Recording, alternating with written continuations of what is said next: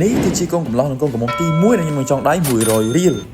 ហើយដើម្បីអាចធ្វើ challenge នេះបានគឺថាយើងធ្វើការជិះម៉ូតូពីពេញទៅតកែវដោយសារតែទីតាំងមង្គលការរបស់គាត់គឺនៅខេត្តតកែវឥឡូវគឺយើងបានបន្តពាក់ក្តារផ្លូវ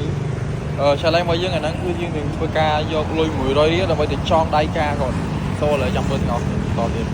ក្រោយពីធ្វើដំណើរលើផ្លូវអស់រយៈពេល7ម៉ោងទីបំផុតយើងក៏បានមកដល់រោងការហើយសម្រាប់ឲ្យកូនកន្លោះវិញគឺថាគាត់ដឹងទេថាបន្តិចទៀតគឺនឹងមានភ្ញៀវចង់ដៃគាត់100រៀលហើយសម្រាប់ឲ្យកូនកន្លោះផ្ទាល់គឺថាគាត់និងខ្ញុំគឺជាបងប្អូនធម៌នឹងគ្នាគឺថាស្គាល់គ្នាតាំងពីក្មេងហើយឥឡូវនេះគឺថាខ្ញុំបានមកចូលរួមមង្គលការរបស់គាត់ឥឡូវខ្ញុំខាតជួបគាត់យូរមែនតើដល់ពេលជួបគាត់កូនការអ្នកនរហើយមុននឹងចូលរួមការគឺថាយើងបានទទួលវត្ថុអនុស្សាវរីយ៍ដែរគឺជាទឹកអប់ថាដបទូចមែនអ្នកនរប៉ុន្តែក៏អូបខ្លាំងមែនតើហើយចូលមកត្បូងគឺថាគេស្វាគមន៍ជាមួយនឹងម្ហូបដែលមានភ្លើងឆេះយ៉ាងសន្ធោសន្ធៅតែម្ដងហើយពេលដែលកំពុងតែញ៉ាំហ្នឹងគឺថាខ្ញុំបានគិតដែរដោយសារតែម្ហូបរបស់គេគឺឆ្ងាញ់ហើយយើងចង់ដៃ100រៀលហើយខ្ញុំគិតថាតើវាសមឬអត់អញ្ចឹងក្រោយពីការញ៉ាំអាហារឆ្អែតគេថាដល់វគ្គ1គឺថាវគ្គចាក់ក្បាច់ហើយអ្នកដែលចាក់ក្បាច់មុនគេនោះគឺគ្មាននរណាឆ្ងាយគឺថាម្ចាស់កម្មវិធីផ្ទាល់តែម្ដងហើយដើម្បីកុំឲ្យចាញ់កូនកំឡោះគឺថាខ្ញុំក៏បានចូលរួមដូចគ្នា